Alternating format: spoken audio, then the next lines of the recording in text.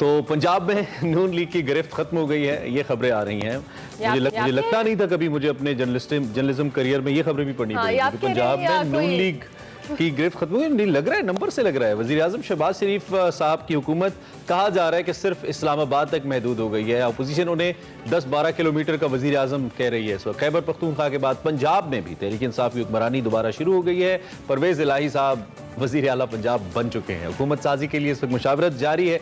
अहम मौदों पर कौन आएगा ये फाइनलाइज किया जा रहा है। ताहम स्पीकर पंजाब असम्बली के लिए सिप्तैन खान साहब का नाम फाइनल कर लिया गया है। गवर्नर की इमाजत के बाद पंजाब काबीना से हलफ कौन लेगा, ये मामला एक बार फिर अदालतों में जाने का इम्कान है। इसके साथ साथ जो हुक्मरान इत्तेहाद है और तहरीक इंसाफ है, इसके दरमियान इस वक्त भी शदीद बहाज़ाराई देखने में आ रही है। एक दूसरे को रोजाना चैलेंजेस दिए जा रहे हैं। वज़ीर दाखिला वफाकी वज़ीर दाखिला राना सनाउल्लाह ने पंजाब में गवर्नर राज लगाने की धमकी दी है। जवाब में फवाद चौधरी ने कहा, आपने गवर्नर राज लगाया तो आपकी हुकूमत गिरा देंगे हम। साथ साथ गिरा देंगे। साथ साथ हुकूमत ने जी आला इख्तियार महदूद करने और इस्लाहात के लिए सेनेट और कौमी असम्बली अरकान पर मुश्तमिल एक पार्लिमानी कमेटी भी बना दी है। वज़ीर आज़म शहबाज शरीफ ने जो कहले एक धुआंधार खिताब किया, सुप्रीम कोर्ट के फैसले पर दिल का खूब गबार निकाला और इमरान खान को भी निशाने पर लिया, सवालात की बौछार की और फस्तायत का मुकाबला करने का ऐलान करते हुए वाज़ेह किया कि गर्दन कट तो सकती है लेकिन झुक नहीं सकती। IMF से एग्रीमेंट किया और IMF की एग्रीमेंट की धज्जियां उड़ाई और पाकिस्तान को डिफॉल्ट के बिल्कुल किनारे लगा दिया। तेल की कीमतें और गैस की कीमतें जनाब स्पीकर मेरे इख्तियार में नहीं। 3.5 पौने 4 साल का जो मलबा है, जो मकसद डबो दी गई, उसको हम दिन रात कोशिश करें मिलकर ठीक करने की। आज भी वक्त है जनाब स्पीकर कि हम हालात को कंट्रोल कर लें। एक ऐसा लाडला जिसको दिन रात दूध पिलाया गया, 15 साल दूध पिलाया गया और उसको ला के बिठाया गया। जनाब स्पीकर 75 साल ना किसी को इस तरह की सपोर्ट मिली, ना इस तरह की मदद और सपोर्ट किसी को मिलेगी। इदारों के इस आइन ने इख्तियारात मुतय्यन कर दिए हुए हैं। अदालत अगर बुलाए तो मैं समझता हूं कि बड़ा हमें एहतराम से जाना चाहिए, इसमें कोई दो राय नहीं। लेकिन जनाब स्पीकर, अगर आपने फैसला करना है तो फिर इंसाफ की बुनियाद पर करना होगा।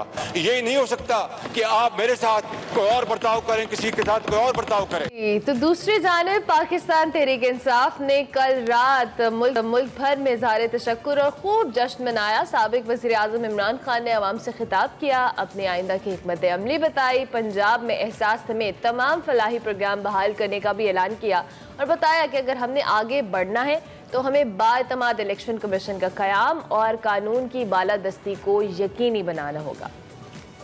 हालात हमारे इस वक्त मुश्किल हैं और जिस तरह जितनी देर ये गवर्नमेंट रहेगी मज़ीद और मुश्किलें बढ़ती जाएंगी। गैर आनी तौर पे उसको हमजा को बिठा दिया गया पंजाब का वज़ीर आला, उसकी कोई आईनी हैसियत नहीं थी और उसको सुप्रीम कोर्ट ने कहा कि तुमने कोई भी स्टेट मशीनरी, एडमिनिस्ट्रेशन, पुलिस को बिल्कुल इस्तेमाल नहीं करना ये इलेक्शन को मुतासर करने के लिए। इसने हर चीज़ इस्तेमाल की। 8 दफ़ा इस इलेक्शन कमीशन के पास गए हैं जिधर हमें मसले आए हैं इलेक्शन कमीशन के साथ। 8 दफ़ा इसने हमारी जो दरख्वास्त थी वो मुस्तरद की।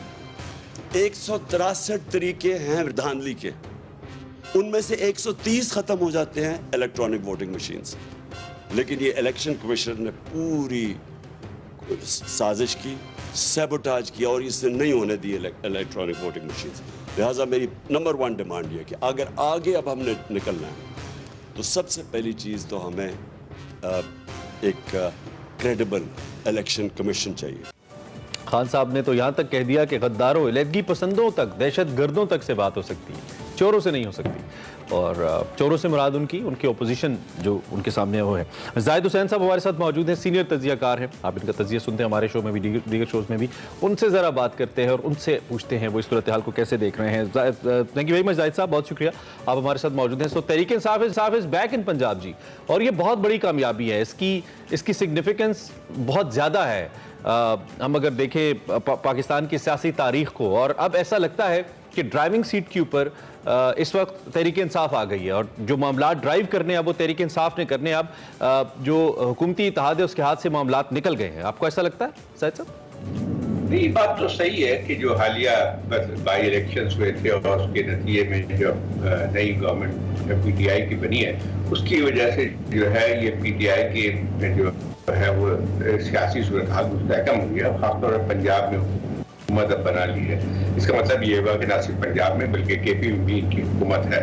तो एक ये तो कह सकते हैं कि इस वक्त इनकी जो पीटीआई की एक सियासी पोजीशन तो बहुत मुस्तहकम हो गई है, लेकिन ये कहना कि ड्राइविंग सीट में है वो भी सही नहीं होगा।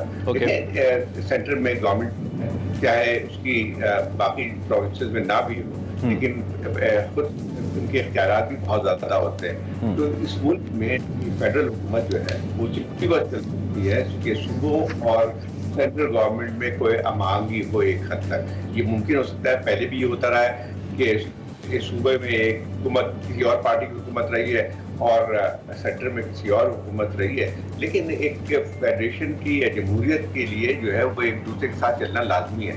ठीक है, अगर इस वक्त अगर ये समझते हैं पंजाब से कि वो डिस्टेबलाइज कर देंगे सेंट्रल गवर्नमेंट, तो ये सेंट्रल गवर्नमेंट भी जो है वो वहाँ पे कर सकती है। तो ये जो फिजा जो है कन्फ्रंटेशन की, वो जब तक खत्म नहीं होगी मुल्क आगे नहीं बढ़ेगा। इमरान खान साहब कह रहे हैं कि अब आगे बढ़ने वाली बात है, लेकिन आगे बढ़ने के लिए जरूरी है कि कम से कम हालात की नज़ाकत को ज़्यादा देखें। ये सूरत हाल ऐसी गैर मामूली है और उसमें खास तौर पे न सिर्फ ये कि सियासी जो एक अदम इस्तेहकाम है, उसके साथ आपकी माशी सूरत हाल भी बेतहाशा खराब बिल्कुल हो रही है। तो ठीक है, आपने पंजाब में हुकूमत पर कब्जा कर लिया है, कभी जो है सराउल्लाह साहब भी धमकी दे रहे हैं कि वो गवर्नर राज नाफिज कर देंगे।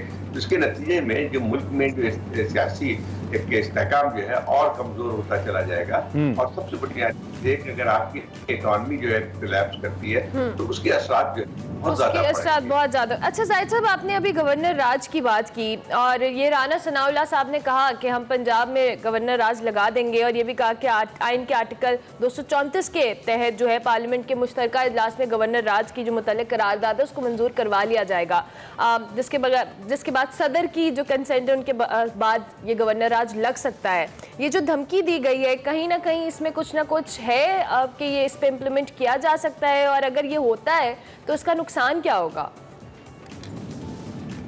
देखिए, ये धमकी तो जरूर है क्योंकि दोनों तरफ से ये जो जंग जारी है, अल्फाज की जंग जारी है, तो वो तो इसमें एक उनका भी गवर्नर राज का भी जो है एक बात की जा रही है, लेकिन इतना आसान नहीं है। कॉन्स्टिट्यूशन में जो है ये इसके लिए खुद मुतय्यन है। ये नहीं है कि सेंट्रल गवर्नमेंट जब भी चाहे गवर्नर राज किसी सूबे में लगा सकती है। पहले भी जब पीपल्स पार्टी की हुकूमत थी तो पंजाब में ये मुस्लिम लीग नवाज की हुकूमत थी, अब वहाँ पे गवर्नर राज भी नाफिज किया गया था थोड़े अर्से के लिए जब गवर्नर सलमान तासीर थे वहाँ पे, लेकिन वो फिर उसको गैर कानूनी और गैर आईनी करार देती है। धमकियों तक आप बात कर सकते हैं, लेकिन आज जो सूरत हाल है, अगर ये कहा जाए कि कोई पंजाब के जो इलेक्शन में या जो नतायज हासिल में उससे कोई सियासी इस्तेहकाम हासिल हो गया, तो मैं कहूँगा ऐसी बात नहीं है, बल्कि और हम जो है एक सियासी गैर इस्तेहकाम की तरफ बढ़ रहे हैं। एक इसमें बड़ा की क्वेश्चन है जो अक्सर सोचने में आता है कि तहरीक इंसाफ बार बार कह रही है कि free and fair election with new election commissioner ये करवाएं, उसके बाद ही मुल्क में इस्तेहकाम आएगा। सवाल यहाँ पे ये कि जब तहरीक इंसाफ 2018 में आई थी उस वक्त डॉलर की प्राइसेस अब की निस्बत बहुत कम थी, पेट्रोलियम प्राइसेस अब की निस्बत बहुत कम थी, कर्जा कम से कम 14-15 हज़ार अरब कम था, मुल्क में दहशतगर्दी तकरीबन ख़त्म थी, लोड शेडिंग ज़ीरो थी, बिजली मुकम्मल प्रोड्यूस हो रही थी जितनी कंज्यूम हो रही थी। हालात माशी तौर पर इन हालात से बहुत बेहतर थे। फॉरेन एक्सचेंज रिजर्व्स अगरचे के उतरे नहीं थे, लेकिन हालात इतने बुरे नहीं थे। अब तो हालात बहुत बुरे हैं कि मौजूदा कोलिशन गवर्नमेंट से नहीं संभालने हो रहे, तहरीक इंसाफ से नहीं संभालने हुए, तो अब तहरीक इंसाफ के पास ऐसा क्या मंशूर है जब वो बैनुल अक़वामी दुनिया के साथ अपने ताल्लुकात भी बिगाड़ बैठे हैं? कोई इतनी अच्छी उनकी स्टैंडिंग नहीं है इंटरनेशनल क्रेडिबल इंटरनेशनल वर्ल्ड के अंदर, तो ऐसा क्या मंशूर है उनके पास कि अगर 4 महीने में इलेक्शन होते हैं, इमरान खान साहब दोबारा आ जाते हैं तो सब कुछ सीधा कर देंगे, ठीक कर देंगे? जाहिद साहब बिल्कुल नहीं। अगर देखिए, इमरान खान साहब 3.5 साल हुकूमत में रहे हैं और उनको जो है मुख्तलिफ हल्कों से भी जो बहुत ही ज़्यादा जो है हिमायत हासिल रही है, उनकी सपोर्ट हासिल रही है, लेकिन वो 3.5 साल में उन्होंने बहुत ज़्यादा कोई तब्दीलियाँ लेके नहीं आए माशी उसमें। ये कहना कि आप आइंदा आएंगे तो बिल्कुल ठीक हो जाएगा, ऐसी बात नहीं किसी हुकूमत ने।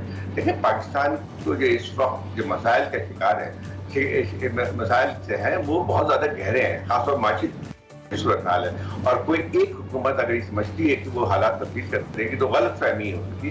देखिए ये जो भी हम कह रहे हैं कि कर्जों की बढ़ना या जो है ये तमाम चीज़ें जो पाकिस्तान इस वक्त जिसका मुश्किल का शिकार है माशी तौर पे, वो एक दिन में पैदा नहीं हुई है।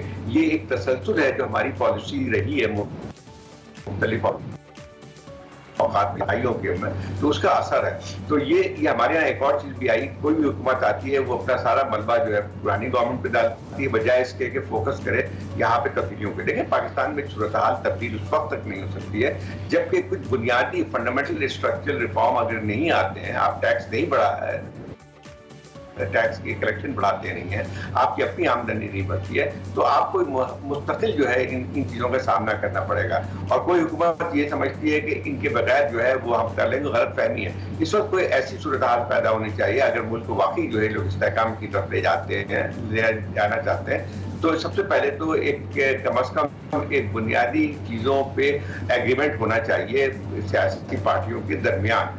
अगर जिसको कहते हैं आप चार्टर ऑफ डेमोक्रेसी कह सकते हैं, चार्टर ऑफ इकॉनमी भी कह सकते हैं, उसके बगैर आप कोई तब्दीली लेके नहीं आ सकते हैं। इमरान खान साहब जो है अब ये कहते हैं कि मैं फलाने से बात कर सकता हूँ, फलाने से नहीं बात कर सकता हूँ। कि सियासत में अगर आप जो तमाम रास्ते बंद करते हैं बातचीत के, तो आप कैसे आगे बढ़ सकते हैं? एक बातचीत करनी होगी जाहिर साहब। दूसरी जानिब ये जो सुप्रीम कोर्ट का फैसला आया, इसके बाद हमने देखा कि नून लीग और पीटीएम इत्तेहाद की जानिब से ये जो हुकूमत और अदलिया आमने सामने आए हैं, हुकूमत ने जो ये सुप्रीम कोर्ट के खुद नोटिस हो या बेंच तश्कील देने के हवाले से इख्तियारात पर उन्होंने कहा जी कानून साजी करेंगे, और इसके लिए उन्होंने एक पार्लिमानी कमेटी बनाई है। आपको लगता है कि हुकूमत ये जो स्टेप लेने जा रही है, इससे अदलिया पे और जो एक इदारा है उसके एक मुअज़्ज़ज़ इदारा है उसके साथ ये एक टसल स्टार्ट हो जाएगी? क्योंकि जिस तरह से इख्तियारात पे कानून साजी के हवाले से उन्होंने कहा है। देखिए सबसे बड़ा पाकिस्तान में एक और मसला ही बन गया है, जब आपकी पार्लियामेंट, आपकी एग्जीक्यूटिव पैरालाइज हो जाए और सारा का सारा जो जितनी भी सियासी जंग है आप अदालतों में लड़ रहे हैं। अब जितने भी होते हैं जिसको और दुर्ग में वो पार्लियामेंट में वो जो चीजें तय होनी चाहिए, अब वो सब के सब जो है वो अब अदालतों में जा रहे हैं। अब चाहे वो वोट के हवाले से हो, चाहे 63A के हवाले से हो, किसी चीज़ के हवाले से हो, तो अब नतीजा ये है कि जो भी फैसले आते हैं अदालत के, एक फरीक को खुश हो जाते हैं, दूसरे को गालियाँ देते हैं। तो ये उस वक्त पैदा होता है जबकि दूसरे जो स्टेट इंस्टीट्यूशन हैं वो अपना काम नहीं कर पाते हैं। ठीक है, अदालतों के है मसाइल बहुत ज़्यादा, इससे कोई इनकार नहीं कर सकता है। जिस तरह से जो है ये बेंचेस कॉन्स्टिट्यूट होते हैं उसके ऊपर बहुत सारे सवालिया निकालने पर के आते हैं, लेकिन उसको भी हल करने का तरीका उस वक्त आता है जब आप एक लिहाज से एक पार्लियामेंट, इफेक्टिव पार्लियामेंट आपके यहाँ मौजूद हो, तो आप तब्दीलियाँ ला सकते हैं, लेकिन नहीं आ सकता है। अगर हुकूमत ये समझती है आज की वो तमाम चीज़ों को तब्दील कर देंगी तो ऐसा मुमकिन नहीं है। और ये जो नुक्ता आपने बताया था कतई कलामी की मदद वक्त में, ये बात ना करने का जो नुक्ता है, इमरान खान साहब ने जो कहा कि मैं सबसे बात कर सकता हूँ, इनसे नहीं कर सकता, पहले तो कर रहे थे। एमकेएम जब उनके साथ थी, एमकेएम को साथ मिलाया, एमकेएम जब जा रही थी उसके साथ मिलने के लिए गए, बाप पार्टी के साथ मिलने के लिए गए, कोशिश की, पैगाम भिजवाए, ऑफर्स की, वजारतें दी, तो बात पहले तो कर रहे थे, अब एकदम से नहीं कर सकते, या कोई क्या तब्दीली है ये? देखिए अगर फर्ज की बात नहीं कर सकते हैं तो इमरान खान साहब इलेक्शन में किस तरह से जा सकते हैं?